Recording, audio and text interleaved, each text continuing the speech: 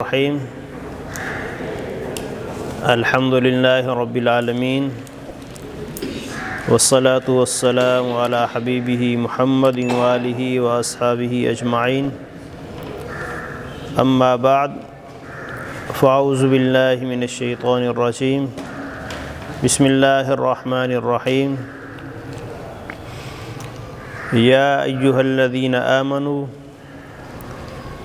اذا قمتم الى الصلاة فاغسلوا وجوهكم وأيديكم إلى المرافق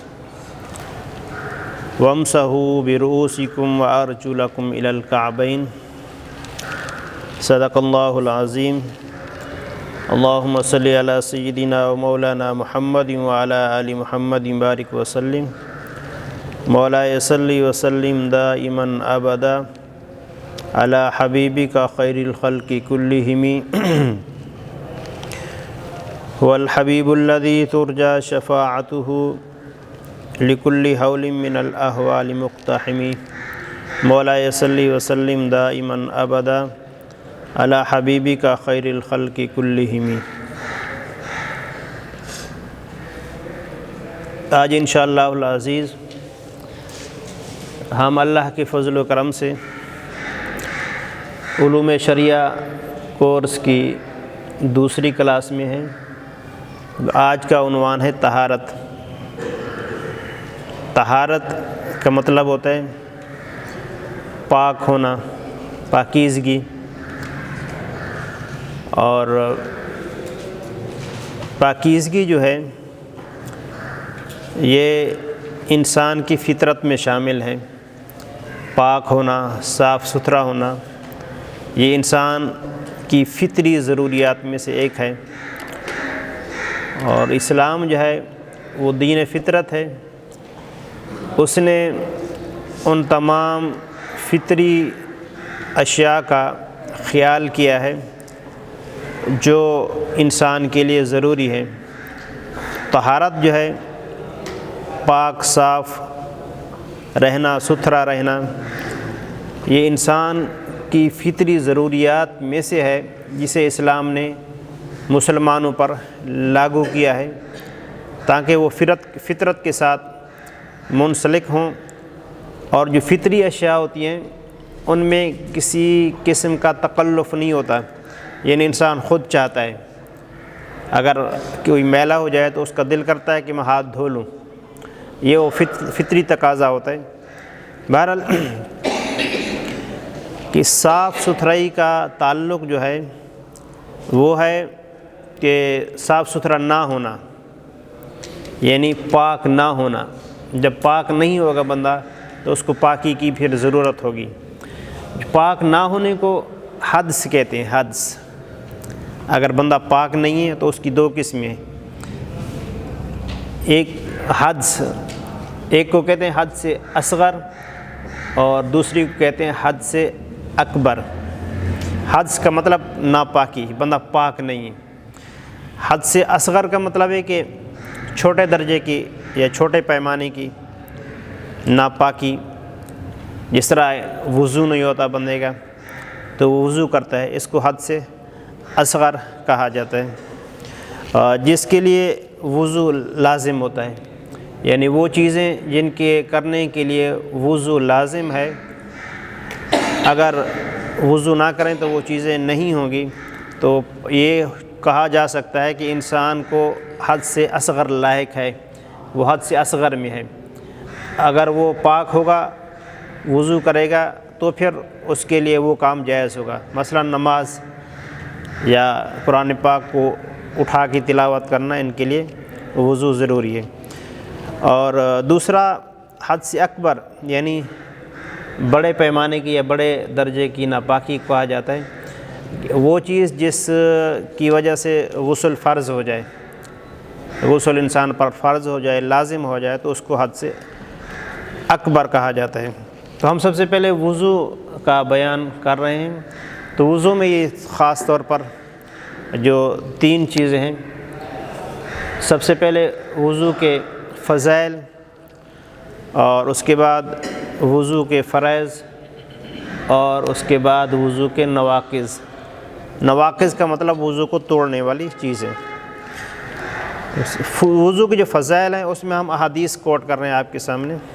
سب سے پہلی حدیث جو ہے، قال رسول اللہ صلی اللہ علیہ وسلم ان امتی یدعون یوم القیامت غرا محجلین من آثار الوضوء فمن استطاع منکم ان یطیل غرته فلیفعل۔ رسول اکرم صلی اللہ علیہ وآلہ وسلم کا ارشاد گرامی ہے کہ قیامت کے دن جب میری امت کو بلایا جائے گا تو ان کے چہرے وضو کی وجہ سے چمک رہے ہوں گے، وضو کی وجہ سے ان کے چمک رہے ہوں گے، لہٰذا تم میں سے اپنا چہرہ جو جتنا چمکانا چاہے چمکا سکتا ہے، یعنی جس قدر جو وضو سے زیادہ رہے گا تو اس کا چہرہ اس قدر چمکیلا اور چمکدار ہوگا۔ یعنی اور اس میں خاص بات یہ ہے کہ جب وہ ایسے لوگ جو باوضو رہتے ہیں، پاکیزگی کے ساتھ رہتے ہیں، قیامت کے دن جب آئیں گے تو وہ دکھ رہا ہوگا کہ یہ وہ لوگ ہیں جنہوں نے اپنے آپ کو پاک رکھا۔ ہم یعنی اس کو یوں کہہ سکتے ہیں کہ وہ خصوصی پروٹوکول کے ساتھ ہوں گے۔ یہ دیکھو وہ لوگ امت محمدیہ کے جا رہے ہیں جنہوں نے ہمیشہ اپنے آپ کو پاک رکھا، پاکیزہ رہے اور ناپاکی ان سے دور رہے۔ اس کے بعد ایک بات اس میں یہ بھی ہے کہ انسان جب پاک صاف رہتا ہے تو شیطانی اثرات سے بچا رہتا ہے۔ اگر کوئی وضو کے ساتھ ہوتا ہے تو شیاطین انسان پر ہمیشہ حملہ آور ہوتے رہتے ہیں، کوشش کرتے رہتے ہیں، جنات وغیرہ سارے۔ اگر کوئی باوضو ہوتا ہے تو اس پر ان کے حملے جو ہیں وہ کم ہوتے ہیں، اس سے وہ بچنے کی کوشش کرتے ہیں۔ وہ ناپاک اگر بندہ ہو تو اس پر حملے زیادہ ہوتے ہیں۔ اس کے بعد دوسری حدیث میں ہم حضرت عثمان رضی اللہ تعالی عنہ فرماتے ہیں لا يتوضأ رجل فيحسن وضوءه ويصلي الصلاة إلا غفر له ما بينه وبين الصلاة حتى يصليها۔ حضرت عثمان رضی اللہ تعالی عنہ فرماتے ہیں کہ حضور اکرم صلی اللہ علیہ وسلم نے فرمایا کوئی بندہ وضو کرتا ہے اور اچھے طریقے سے وضو کرتا ہے، پھر نماز پڑھتا ہے، اور اس نماز اور دوسری نماز کے دوران جو اس سے گناہ سرزد ہوئے تو وہ گناہ معاف کر دیے جاتے ہیں۔ اب یہ بات آپ ہمیشہ ذہن میں رکھیے گا، یہاں فضائل میں جو بھی گناہوں کی بخشش کی بات ہوتی ہے وہ گناہ صغیرہ ہوتے ہیں، گناہ کبیرہ ان فضائل والی احادیث سے معاف نہیں ہوتے۔ گناہ کبیرہ کے لیے ضروری ہوتا ہے کہ انسان توبہ کرے، اگر کسی کا حق دبایا ہوا ہے تو حق ادا کرے تو معاف ہوں گے، ورنہ ایسا کبھی نہیں سمجھنا کہ ہم نیک اعمال کر رہے ہیں تو ہمارے گناہ جو ہے وہ خود بخود معاف ہو رہے ہیں۔ ہاں ہم بہت زیادہ گناہ کرتے رہتے ہیں، یعنی صغیرہ گناہ ہوتے رہتے ہیں، پتہ بھی نہیں ہوتا بعض اوقات، تو وہ یہ معاف ہوتے رہتے ہیں۔ تیسری حدیث اس میں حضور اکرم صلی اللہ علیہ وسلم فرمایا الطہور شطر الایمان، پاکیزگی جو ہے ایمان کا حصہ ہے۔ شطر کا معنی آدھا بھی کرتے ہیں، حصہ بھی کرتے ہیں، مطلب حصہ ہے، جز ہے۔ کس کا جز ہے؟ ایمان کا، ایمان کا حصہ ہے۔ یعنی ایمان کے اگر حصے کریں تو ان میں سے ایک حصہ طہارت کا بنتا ہے، پاکیزگی کا بنتا ہے، کہ مومن جو ہے اس کو چاہیے کہ وہ پاکیزہ رہے۔ پاکیزگی حاصل کرنے کے جو آلات ہیں وہ دو ہیں، بڑے آلات جو ہیں پاکیزگی حاصل کرنے کے، ایک پانی ہے، ایک مٹی ہے۔ پانی سے بندہ پاکیزگی حاصل کرتا ہے اور مٹی سے بھی پاکیزگی حاصل کرتا ہے۔ جو پانی سے پاکیزگی حاصل کرتا ہے اس کو وضو کہتے ہیں، اور جو مٹی سے پاکیزگی حاصل کرتا ہے اس کو تیمم کہتے ہیں۔ تو ہم تیمم بعد میں بتاتے ہیں آپ کو۔ تو جب اس کا تعلق پانی کے ساتھ ہے، وضو کا، طہارت کا، تو ہم پانی کے متعلق تھوڑی سی بات کریں گے کہ پانی کے لیے ضروری ہے کہ وہ پاک ہو۔ سمندر کا پانی، دریا کا پانی، کنویں کا پانی، چشمے کا پانی، یہ سارے پانی جو ہیں پاک ہیں، ان سے وضو کر سکتا ہے۔ سمندر کے پانی سے وضو کر سکتے ہیں، بارش کے پانی سے، کنواں جو ان تمام سے وضو کیا جا سکتا ہے۔ بارش کے پانی سے بھی جمع ہو تو اس سے وضو کیا جا سکتا ہے، اس میں کوئی اگر کوئی چیز مل جائے تو وہ الگ بات ہے۔ اور خاص طور پر ہم شہروں میں جو رہتے ہیں ان کے لیے یہ کہ لینوں میں پانی جو آتا ہے ہمارے پاس، تو پانی اس میں بعض اوقات بو ہوتی ہے یا اس کا رنگ بدلا ہوا ہوتا ہے۔ اگر اس طرح کا مسئلہ ہو کہ کوئی پانی آپ کے پاس جو آیا، جو لین سے پانی آ رہا ہے، اس میں اس کی رنگت تبدیل ہے یا اس کا ذائقہ تبدیل ہے، تو اس میں دو چیزیں بہت اہم ہیں کہ اس دو یعنی وجوہ ہو سکتے ہیں، رنگت کا بدلنا یا اس میں بو کا پیدا ہو جانا دو چیزوں کی وجہ سے ہو سکتا ہے۔ ایک تو یہ کہ اس کے اندر سیوریج کا پانی مل گیا ہے، یعنی وہ پانی جو ہم طہارت کے لیے استعمال کرتے ہیں اس کے اندر وہ پانی مل گیا ہے، یا پھر دوسرا یہ ہو سکتا ہے کہ وہ کیچڑ اس میں مکس ہو گیا ہے، پانی لمبا عرصہ کہیں کھڑا رہا ہے، جس طرح سٹور کرتے ہیں پانی کھڑا ہوتا ہے، کینجھر جھیل جس طرح ہے، اس طرح کھڑے رہنے کی وجہ سے، اس کیچڑ کی وجہ سے اس کے اندر رنگت یا بو پیدا ہو جائے، یہ دو اس کے سبب ہو سکتے ہیں۔ اگر پہلا سبب ہے کہ سیوریج کا پانی مل گیا ہے تو وہ پانی ناپاک ہوتا ہے، سیوریج کا پانی مل جائے وہ، کیونکہ وہ پانی ناپاک ہوتا ہے، ناپاک کے اندر وہ مل جائے گا تو وہ بھی ناپاک ہو جائے گا۔ اگر لینوں میں پانی آ رہا ہے اور کہیں گٹر کے جو اس کا کنیکشن اس کے ساتھ مل گیا ہے، یعنی لینیں آپس میں بعض اوقات پھٹ کے مل جاتی ہیں، اگر اس طرح کی صورتحال ہوگی تو پھر پانی ناپاک ہوگا، اس سے وضو جائز نہیں ہوگا۔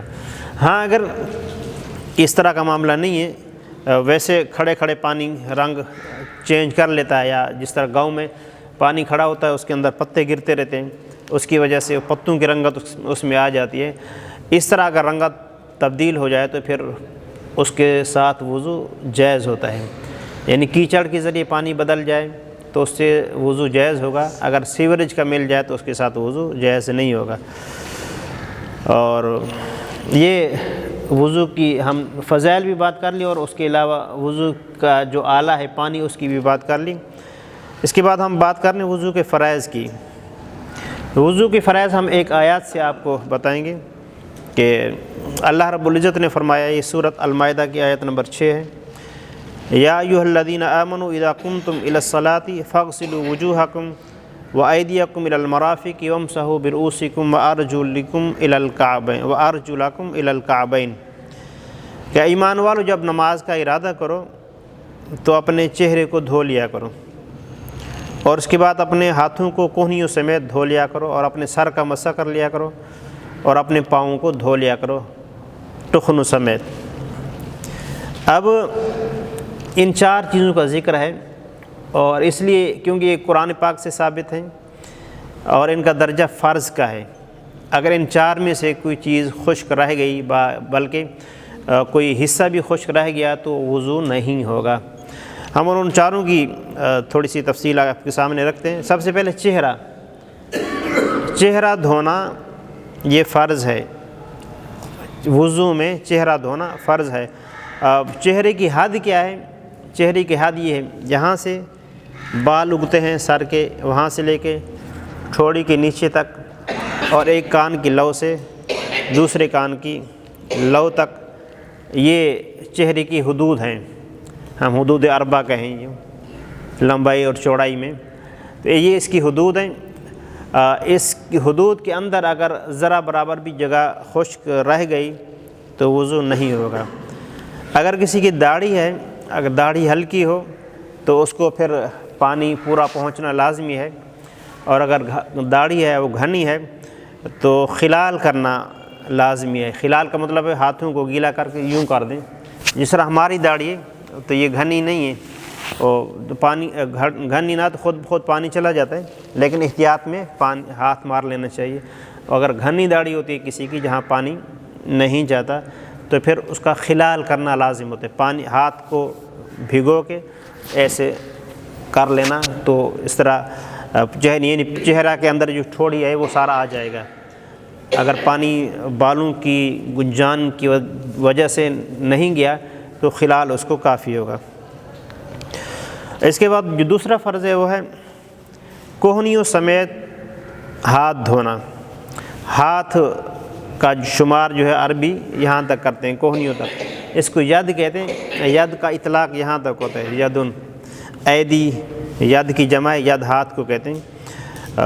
تو یہاں سے یعنی جہاں سے ناخنوں سے لے کے یہاں یہ جو جوڑ ہے، اس جوڑ سمیت یہ دھونا فرض ہے اس کے اندر، بازوں کی ہاتھوں کے دھونے میں۔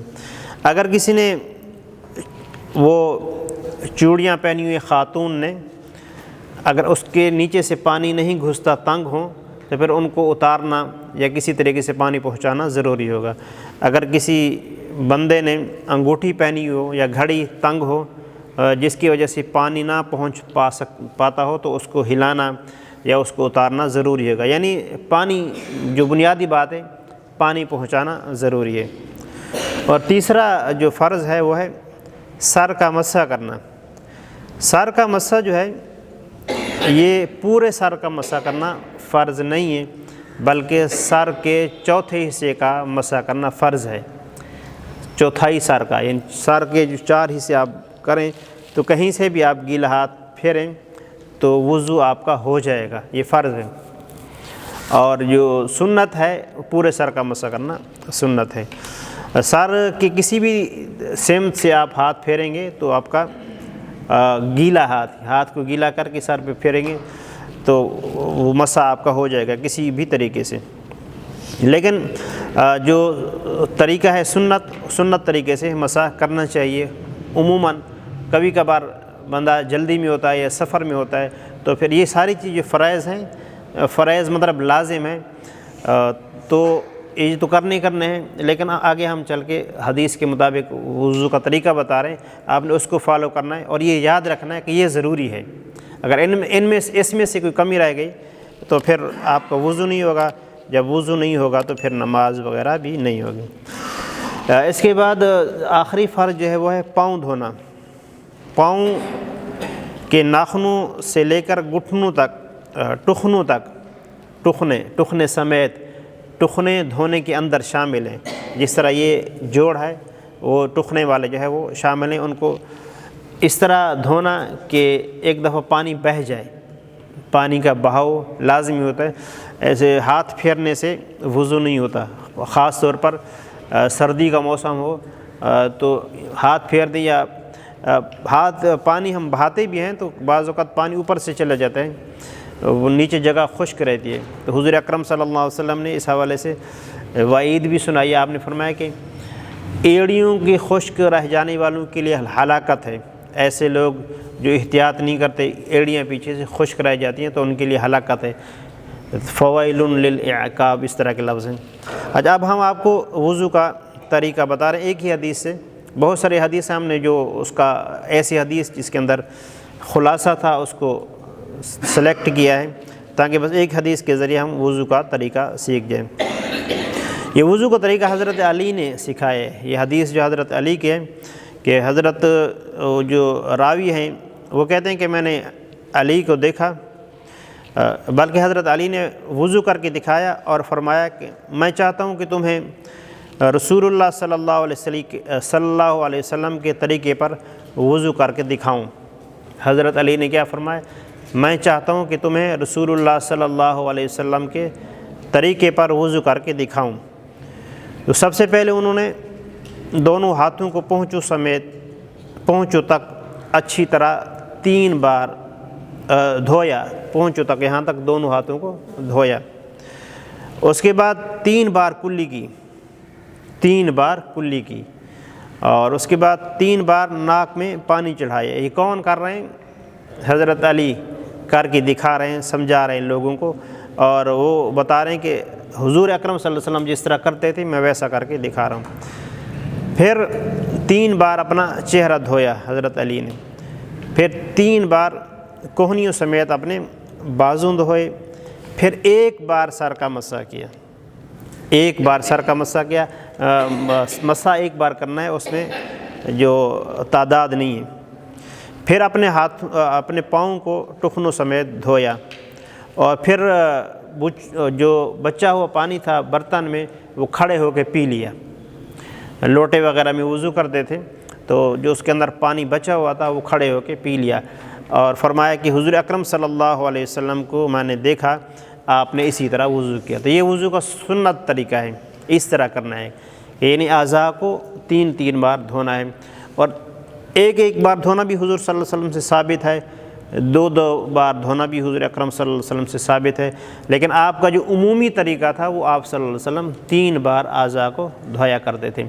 اور جس طرح پہلے میں نے کہہ دیا کہ اگر سفر میں ہے یا پانی کی قلت ہے، کوئی وجہ ہے اس طرح کی، تو پھر 1 بار دھونا چاہیے، افضل یہ ہوگا کہ 1 بار دھوئیں۔ پانی کی قلت ہے اور آپ 3 بار دھو رہے ہیں تو پھر یہ اچھی بات نہیں ہوتی، تو فرائض کا پھر خیال کیا جائے۔ اس کے بعد تیسرا عنوان ہے نواقض وضو۔ نواقض کا مطلب ہوتا ہے وہ چیزیں جن کی وجہ سے وضو ٹوٹ جاتا ہے۔ یہ اہم ہے کہ وضو ٹوٹ جائے، پتہ ہو تو پھر انسان وضو کرے گا ورنہ نہیں کرے گا۔ سب سے پہلی بات جو ہے، ہم پیشاب کرتے ہیں، چھوٹا پیشاب یا بڑا پیشاب، وہ کرنے سے وضو ٹوٹ جاتا ہے، یا پھر ہوا خارج ہو جائے تو بھی وضو ٹوٹ جاتا ہے۔ دوسرا، کوئی اگر بندہ لیٹ گیا، سو گیا، اس کو نیند آ گئی، نیند آ جانے کی وجہ سے اس کا وضو ٹوٹ جائے گا۔ بیٹھے بیٹھے اگر نیند آ جائے تو وضو نہیں ٹوٹے گا، بیٹھے بیٹھے اگر نیند آ جائے تو وضو نہیں ٹوٹے گا۔ ہاں، اگر کوئی ٹیک لگا کے بیٹھا ہوا اور نیند کر رہا ہے، اور ٹیک ایسی ہے کہ اگر اس ٹیک کو ہٹائے تو وہ نیند کی وجہ سے گر جائے، اس طرح کی صورتحال ہو تو پھر وضو ٹوٹ جائے گا۔ ورنہ عام طور پر کھڑے کھڑے بھی نیند آ جائے تو وضو نہیں ٹوٹتا ہے، بیٹھے بیٹھے بھی نیند آ جائے تو وضو نہیں ٹوٹتا۔ آواز آ رہی ہے نا سب تک؟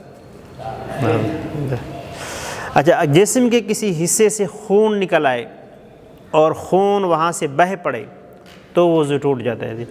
کہ پھوڑا ہے، پھنسی ہے، وہاں سے خون نکلا اور اسی جگہ رکا رہا تو وضو نہیں ٹوٹے گا، اگر وہاں سے بہہ پڑا تو پھر وضو ٹوٹ جائے گا۔ یہ وضو کے جو توڑنے والی خاص چیزیں ہیں وہ ہیں۔ اور ایک اہم چیز جو ہے، بلکہ 2، ایک کائے انسان کو الٹی، اگر الٹی آئے اور تھوڑی سی ہو تو پھر وضو نہیں ٹوٹتا، اگر اتنی ہو کہ اگر اس کو روکے تو منہ بھر جائے، اتنی ہو تو پھر وضو ٹوٹ جائے گا۔ تھوڑی سی بعض اوقات متلی ہوتی آ رہی ہوتی ہے تو اس سے وضو نہیں ٹوٹتا، ہلکی ہلکی آ رہی ہو تو، اگر فل جس طرح آتی ہے اس سے وضو ٹوٹ جاتے ہیں۔ آخری بات اس حوالے سے کہ نماز میں کوئی ہنس پڑا، اتنا ہنسا، کہا جس کو کہتے ہیں کہ ساتھ والے تک آواز پہنچ گئی تو وضو ٹوٹ جائے گا، نماز بھی ٹوٹ جائے گی، وضو بھی ٹوٹ جائے گا۔ نماز کے اندر کوئی ہنس پڑا تو اس کا وضو بھی ٹوٹ جائے گا اور نماز بھی ٹوٹ جائے گی۔ یہ جو بات ہے، یہ حضور اکرم صلی اللہ علیہ وسلم نے ایسا فرمایا کہ اگر کوئی نماز میں ہنسے گا تو اس کا وضو ٹوٹ جائے گا۔ اب یہ جو قیاس سے یہ بات ہٹ کے، یعنی عقل کہ انسان کو کچھ لگا تو نہیں ہے، لیکن اس کو کہتے ہیں کہ ہم جو ہیں اللہ اور اس کے رسول کے حکم کے تابعدار ہیں، جیسا اللہ فرماتا ہے اس کا رسول فرماتا ہے تو ہم ویسا کرتے ہیں۔ تو نماز میں اگر کوئی ہنسے گا تو اس کی نماز بھی ٹوٹے گی اور اس کا وضو بھی ٹوٹے گا۔ یہ وضو ہو گیا مکمل۔ ہم غسل کی طرف آتے ہیں۔ جس طرح ہم نے پہلے ہی کہا، جی یہ سردیوں میں سے زکام وغیرہ ہوتا ہے، ہاں زکام کے ساتھ خون جیسے اس سے کوئی فرق نہیں، ہلکا سا خون آئے تو وضو نہیں ٹوٹتا، جیسے نکسیر بہہ پڑتی ہے اس سے ٹوٹ جاتے ہیں، ہلکا سا جس طرح آ جاتے ہیں اس سے نہیں ٹوٹتے۔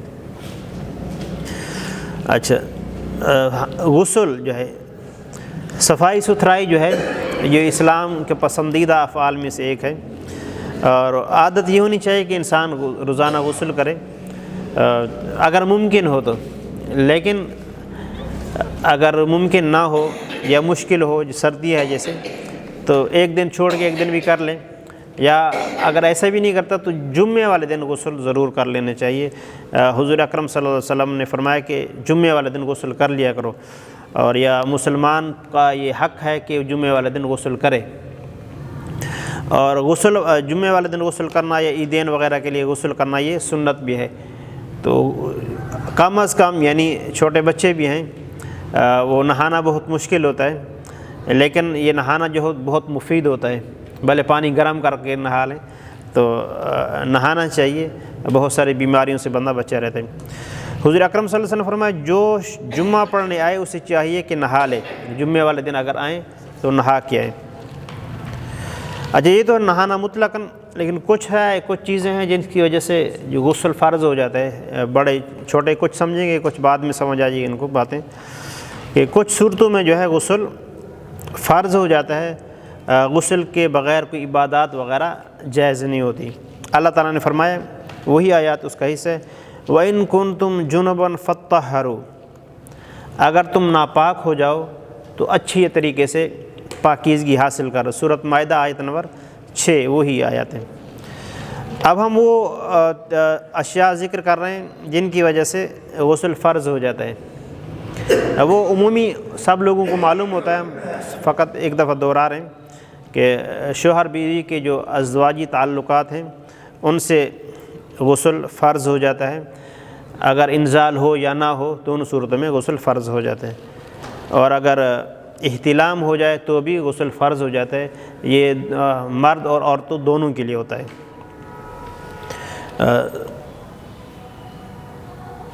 اس کے بعد ایک حدیث ہم ذکر کرتے ہیں، بہت سارے سوالوں کا اس میں جواب ہوگا، کہ رسول اکرم صلی اللہ علیہ وسلم سے ایک شخص، رسول اکرم صلی اللہ علیہ وسلم سے اس شخص کے بارے میں پوچھا گیا جو تری دیکھے لیکن اسے احتلام یاد نہ آئے، تو آپ صلی اللہ علیہ وسلم فرمایا کہ وہ غسل کرے، اور اس شخص کے بارے میں پوچھا گیا جسے یاد ہو کہ اسے احتلام ہوا ہے لیکن وہ تری نہ پائے، تو آپ صلی اللہ علیہ وسلم فرمایا اس پر غسل فرض نہیں ہے۔ سیدہ ام سلمہ ام المومنین نے عرض کیا، اے اللہ کے رسول، کیا عورت پر بھی ایسا ہے جو دیکھے؟ تو آپ نے فرمایا عورتیں بھی مردوں کی طرح ہیں اس حوالے سے، یعنی عورتوں کے ساتھ بھی اس طرح کا معاملہ ہو سکتا ہے۔ یعنی بعض اوقات انسان خواب تو دیکھتا ہے لیکن خواب کا اثر نہیں ہوتا، اثر کا مطلب ہے کوئی تری وغیرہ نہیں پائی جا رہی، تو پھر غسل فرض نہیں ہوتا۔ اگر بعضوں کا خواب یاد نہیں ہے، کچھ بھی یاد نہیں ہے، لیکن کپڑوں پر نشانات ہیں، علامات ہیں، تو اس پر غسل فرض ہوگا۔ اور کچھ چیزیں ہیں مطلب کہ خیالات، کسی کے برے خیالات کی وجہ سے اگر کسی کو قطرے وغیرہ آ جاتے ہیں تو اس پر غسل فرض نہیں ہوتا۔ غسل کے فرض ہونے کے لیے ضروری ہوتا ہے کہ شہوت کے ساتھ ٹپکنا ضروری ہوتے ہیں۔ اور جو خواتین ہیں ان کے اگر ایام ختم ہو جائیں تو ان کے ایام کے ختم ہو جانے کے بعد بھی غسل ان پر فرض ہوتا ہے۔ اللہ تعالیٰ نے فرمایا کہ فَلَا يَقْرَبُوهُنَّ حَتَّى يَطْهُرْنَ فَإِذَا تَطَهَّرْنَ فَأْتُوهُنَّ مِنْ حَيْثُ أَمَرَكُمُ اللَّهُ إِنَّ اللَّهَ يُحِبُّ التَّوَّابِينَ وَيُحِبُّ الْمُتَطَهِّرِينَ۔ یہ عورتوں کے بارے میں کہ جب وہ غسل یعنی ایام ان کے ختم ہو جائیں، مردوں کو حکم ہے کہ ان کے قریب نہ جاؤ، یعنی حقوق زوجیت کے حوالے سے، اور تو جب ان کے ایام ختم ہو جائیں صحیح طریقے سے پاک ہو جائیں، مطلب غسل کر لیں تو پھر صحیح ہے۔ جب غسل کا جو فرض طریقہ ہے وہ یہ سب سے پہلے کلی کرنا، یہاں کلی جو ہے وہ غرارے کرنا، جس طرح کہتے ہیں حلق تک پانی پہنچانا، یہ، اور اس کے بعد ناک میں پانی چڑھانا صحیح طریقے سے کہ یہ ہڈی جو ہے یہاں تک پانی پہنچ جائے، صفائی ہو جائے، اور اس کے بعد جو پورے جسم کو پورے جسم پر اچھے طریقے سے پانی بہانا کہ کوئی جگہ بھی خشک نہ رہے، تو یہ غسل کے فرض ہیں۔ غسل کے 3 فرض ہیں، غسل کے 3 فرض ہیں، کلی کرنا اچھے طریقے سے، ناک میں پانی چڑھانا، اور پورے جسم کو دھونا، یعنی پورے جسم پر، یہ غسل کے فرض ہیں۔ اگر اس میں سے کوئی رہ گیا تو پھر غسل نہیں ہوگا۔ جو جنبی شخص ہو، اگر میں سنا ہے کہ وضو کر لے پھر پانی ڈالے، صحیح ہے، وہ کلی اس کے اندر آ جائے گی۔ ہاں اچھا، اب ایک حدیث ہم ذکر کر رہے ہیں غسل کا طریقہ، اس کے اندر آ جائے گا۔ نبی اکرم صلی اللہ علیہ وسلم جب غسل فرماتے تو سب سے پہلے، یہ سیدہ عائشہ بیان فرما رہی، تو سب سے پہلے اپنے دونوں ہاتھ دھوتے، پھر وضو کی طرح وضو کرتے، پھر اپنی انگلیاں ایک دوسرے میں داخل فرماتے اور ان کا خلال کرتے، پھر اپنے ہاتھوں سے 3 چلوں سر پر ڈالتے، پھر تمام بدن پر پانی بہا لیتے۔ یہ حضور اکرم صلی اللہ علیہ وسلم کا ایک ہی حدیث سے ہم نے آپ کو بیان کر دیا طریقہ اس طریقے سے. اس ہے سب سے پہلے جو ہے بنیادی چیز کہ اگر کوئی ناپاک چیز لگی ہو تو اس کو دور کرنا ہے. تو اس کو دور کرنے کے بعد پھر وضو کر لینا ہے. وضو کر لینے کے بعد پھر یعنی وضو جس طرح نماز کا کرتے ہیں ویسا کر کے پانی بہا لینا چاہیے. اگر ایسی جگہ پر نہا رہے ہیں جہاں پانی جمع ہو رہا ہے نیچے تو پھر پاؤں نہ دھوئیں. پانی اگر جمع ہو رہا ہے تو پاؤں نہ دھوئیں, پاؤں آخر میں دھوئیں. جو پانی اگر وہاں جمع ہو رہا ہے تو اس کی وجہ سے وہ پانی جو استعمال شدہ ہوتا ہے وہ درست نہیں ہوتا, ناپاک ہوتا ہے. حضور اکرم صلی اللہ علیہ وسلم نے فرمایا کہ ہر بال کے نیچے جنابت ہوتی ہے, جنابت کا اثر ہوتا ہے, لہٰذا بالوں کو اچھی طرح دھو لیا کرو. یعنی جسم پر جو بال ہیں یا سار وغیرہ کے بال ہیں, آپ صلی اللہ علیہ وسلم نے کہ ان کے اندر جنابت ہوتی ہے, مطلب کہ احتیاط بتا رہے ہیں کہ وضو میں اچھی طریقے سے احتیاط کرنا چاہیے تاکہ پوری طرح دھل جائے. اگر کسی شخص نے کسی آدمی نے بڑے بال رکھے ہوں تو اس بڑے بالوں کو اس کے لیے کھولنا ضروری ہے, کھول کے وہ بالوں کو دھوئے گا. اور اگر عورت کے بڑے بال ہیں اور اس نے بالوں کو گوندا ہوا ہے یا مینڈیاں بنائی ہوئی ہیں تو اس کے لیے کھولنا ضروری نہیں ہے. وہ اس طرح کا طریقہ اختیار کرے کہ اس کے بالوں کی جڑوں تک پانی پہنچ جائے تو اس کا غسل ہو جائے گا. یہ عورت کے لیے حکم ہے, مرد کے لیے نہیں. مرد کے اگر بڑے بال ہوں تو اس کو کھولنا اس کے لیے ضروری ہوگا. اور اگر خواتین کے لیے کہ وہ نیل پالش وغیرہ لگی ہوئی ہو اور اس کی تہ ہو اور ناخنوں کے اوپر, تو غسل نہیں ہوگا, اس کو اتارنا ضروری ہوتا ہے. ہاں, مہندی کا کلر جس طرح ہوتا ہے اس سے کوئی اثر نہیں ہوتا ہے. کلر جو ہے وہ اگر لگا ہوا ہو تو مسئلہ نہیں ہے, لیکن ایسی چیز جس کی تہ جم جاتی ہے وہ چیز ہو تو اس کو ہٹانا ضروری ہے, ورنہ غسل نہیں ہوگا. اگر زیورات وغیرہ ہیں وہ اس طرح ہیں کہ ان کے نیچے پانی نہ جانے کا اندیشہ ہو تو ان کو ہلانا یا پھر ان کو ہٹانا ضروری ہے.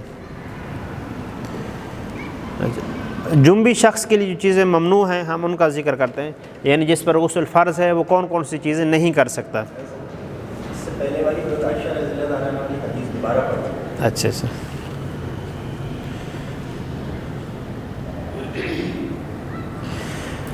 نبی کریم صلی اللہ علیہ وسلم جب غسل فرماتے تو سب سے پہلے اپنے دونوں ہاتھ دھوتے, پھر نماز کے وضو کی طرح وضو کرتے, پھر پانی میں اپنی انگلیاں داخل فرماتے اور ان سے بالوں کی جڑوں کا خلال کرتے, پھر اپنے ہاتھوں سے 3 چلو سر پر ڈالتے, پھر تمام بدن پر پانی بہا لیتے.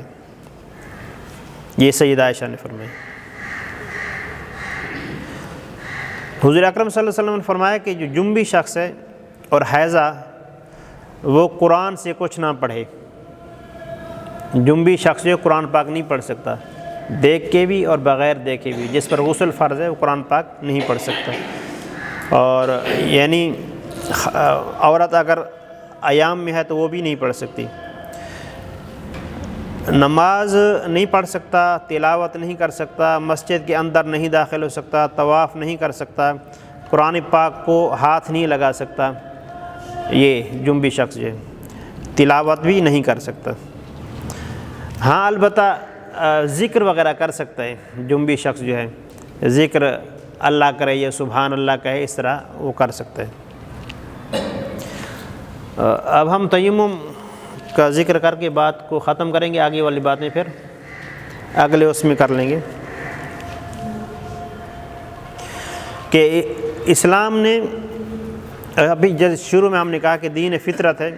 جب دین فطرت ہے تو اس نے جو انسان کی مجبوریاں ان کا بھی لحاظ کیا ہے. اگر کوئی شخص مجبور ہے اور صورتحال یہ ہے کہ پانی میسر ہے لیکن استعمال نہیں کر سکتا, استعمال کرنے کی وجہ سے وہ اس کو نقصان کا اندیشہ ہے, یا پھر پانی میسر نہیں ہے, تو ان دونوں صورتوں میں پانی موجود نہیں ہے یا پانی تو موجود ہے لیکن استعمال نہیں کر سکتا. پانی کے استعمال کی وجہ سے اس کو کوئی نقصان ہے.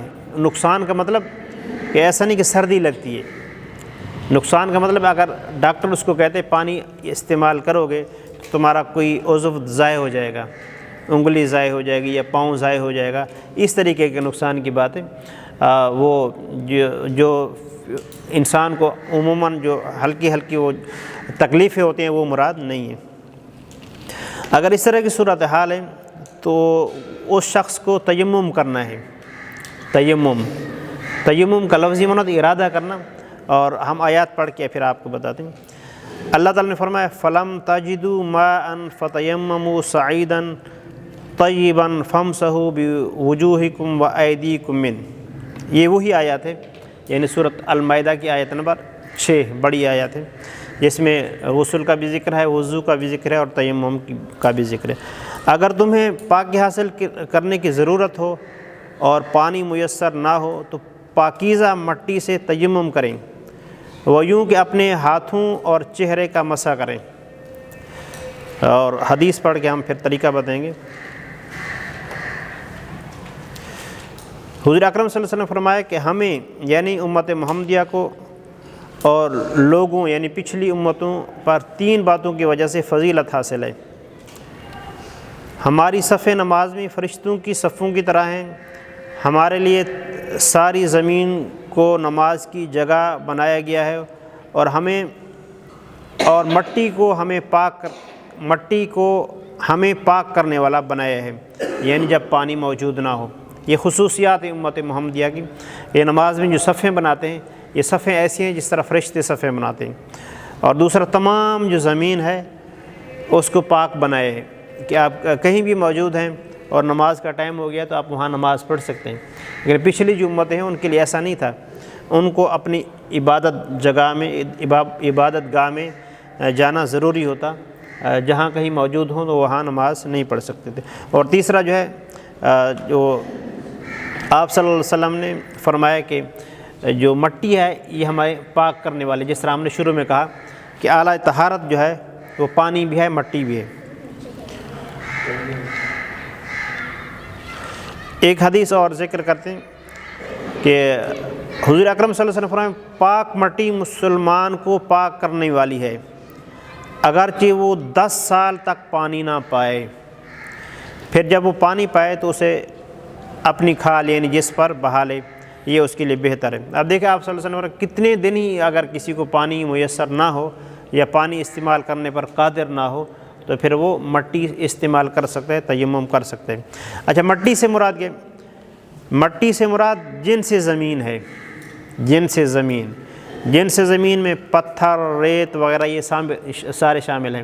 یعنی اس کا اصول یہ ہے کہ وہ چیز جو پگھلتی نہیں یا وہ چیز جس کی راکھ نہیں بنتی اس سے تیمم جائز ہے۔ وہ چیز جو پگھلتی نہیں ہے اور وہ چیز جو جل کر راکھ نہیں بنتی اس سے تیمم جائز ہے۔ جیسے یہ کرسی ہے، یہ جلائیں گے تو یہ پگھل جائے گی۔ جیسے لکڑی ہے، دروازے ہیں لکڑی کے، لکڑی کو جلائیں گے تو یہ راکھ ہو جائیں گے۔ اور یہ پتھر ہے، اگر یہ قدرتی پتھر اور ماربل ہو، اوپر پالش نہ ہو تو اس سے وہ تیمم کر سکتے ہیں۔ عام طور پر جو گھروں میں بھی لگے ہوں، اگر ماربل قدرتی پتھر اوپر اگر پالش نہ ہو، پالش کی تہ نہ ہو تو اس سے تیمم کیا جا سکتا ہے۔ پتھر پر تیمم کر سکتے ہیں، بھلے صاف ہو تو مسئلہ نہیں ہے۔ اور یعنی مٹی سے اپنے آپ کو آلودہ کرنا ضروری نہیں ہے، آپ ایسی جگہ تیمم کر سکتے ہیں جہاں مٹی نہیں، یعنی مٹی اوڑ نہیں رہی تو وہاں سے تیمم کر سکتے ہیں۔ اچھا، اس کا طریقہ جو ہے، تیمم کی سب سے پہلے جو نیت یہ ہونی چاہیے، پاکی حاصل کرنے کے لیے تیمم کرنا۔ یعنی آپ تیمم کرتے ہیں تو آپ نیت یہ کریں گے میں پاکی حاصل کرنے کے لیے تیمم کر رہا ہوں۔ اچھا، نیت اس میں ضروری ہے۔ اگر آپ یہ نیت کریں گے کہ میں نماز کے لیے تیمم کر رہا ہوں تو آپ اس سے نماز پڑھ سکتے ہیں، اس کے علاوہ کچھ نہیں کر سکتے۔ اس لیے یہ اصول ہے کہ آپ جب بھی تیمم کریں تو آپ کہیں کہ میں پاکی حاصل کرنے کے لیے ہر وہ چیز جو طہارت کے بغیر پاک نہیں ہے، ہر وہ چیز جو طہارت کے بغیر جائز نہیں ہے، مجھ پر جائز ہو جائے، اس لیے تیمم کر رہا ہوں۔ تو نیت کرنا جو ہے یہ طہارت حاصل کرنے کی نیت، یعنی ہر وہ چیز جو طہارت کے بغیر جائز نہیں، جائز ہو جائے۔ اس نیت سے جب تیمم کریں تو غسل اور وضو دونوں کا تیمم ہو جائے گا۔ اب یہ بھی بات ہے، اگر غسل فرض ہے تو بھی اس کا تیمم یہی ہوگا، یعنی اس کا طریقہ ہے زمین پر ہاتھ مار کر پوری طرح چہرے پر پھیرنا۔ ایک تین چیزیں ضروری ہیں تیمم کے لیے، سب سے پہلے نیت کرنا اور طہارت حاصل کرنے کی، اور دوسرا ہے کہ زمین پر ہاتھ ایسے مار کے اس کو ایسے جھاڑ کے پھر کونیوں سمیت سارا چہرے پر پھیرنا ہے، جو چہرے کی حدیں بتائی ہیں، اور اس کے بعد دوسری دفعہ زمین پر مار کے پھر اس کو جھاڑ کے اور کوہنیوں سمیت یہ پھیر لینا ہے۔ اب یہاں جو ہے اگر خاتون کی چوڑیاں ہیں یا مرد کی گھڑی ہے اور یا انگوٹھی ہے، ان کو اتارنا ضروری ہوگا، کیونکہ وہ ہاتھ نہیں پھیرا جا سکتا بغیر اس کے۔ لوز ہو، آگے پیچھے ہو جائے تو وہ الگ بات ہے، شاید گھڑی کے لیے ممکن ہو، انگوٹھی کے لیے مشکل ہو جائے گا۔ بہرحال بنیادی بات یہ ہے کہ وہاں تک ہاتھ پھیرنا ضروری ہے۔ ایک دفعہ اچھا، بس یہاں تک جب ختم کر رہے ہیں، اور یہ جو طہارت کے اسرار رموز ہیں، یہ بہت اہم بات ہوگی، انشاءاللہ آپ سنیں گے تو آپ کو پتہ چلے گا۔ تیمم میں تین چیزیں ضروری ہیں، نیت پاکی حاصل کرنے کی، اور پھر ہاتھ مار کے ان کو جھاڑ کے چہرے پر مارنا ہے، اور پھر ہاتھ مار کے جھاڑ کے کوہنیوں سمیت، بس اتنا ہے، پاؤں پر نہیں ہے، پاؤں پر تیمم نہیں ہے۔ ٹھیک، دعا کریں۔ اور کوئی سوال ہے؟ یہ جو لاسٹ ٹائم آپ نے یہ بھیجا تھا جی ہاں جو آج جو آپ نے پڑھایا ہے، اس کا بھی PDF مل جائے گا؟ ہاں بھیجیں گے۔ یہ ہمارا رسالہ بھی اس پر بنا ہوا ہے، وہ بھی مل جائے گا۔ بھی تھے نہیں ہمارے پاس، وہ جو جنہوں نے چھاپا تھا وہ موجود نہیں تھے، وہ آپ کے لیے لے آئیں گے، اگر آپ چاہیں واٹس ایپ پہ بھیج دیں گے ان کو، وہ موجود ہے میرے۔ الحمدللہ رب العالمین والصلاة والسلام علی حبیبہ محمد وآلہ وصحبہ اجمعین۔ ربنا آتنا فی الدنیا حسنہ وفی الآخرۃ حسنہ وقنا عذاب النار۔ یا رب العالمین، تیرے یہ بندے تیرے پیارے حبیب صلی اللہ علیہ وسلم کے دینی احکام سیکھنے کے لیے یہاں بیٹھے، ان کا بیٹھنا اپنی بارگاہ میں قبول و منظور فرما، ہر لمحے کے بدلے نیکیاں عطا فرما، اپنا خصوصی رحم اور کرم فرما، ہماری تمام دعائیں التجائیں قبول و منظور فرما، تمام مومنین مومنات کا خاتمہ بالخیر فرما۔ وصلی اللہ تعالی علی خیر خلقہ سیدنا و مولانا محمد وآلہ واصحابہ اجمعین۔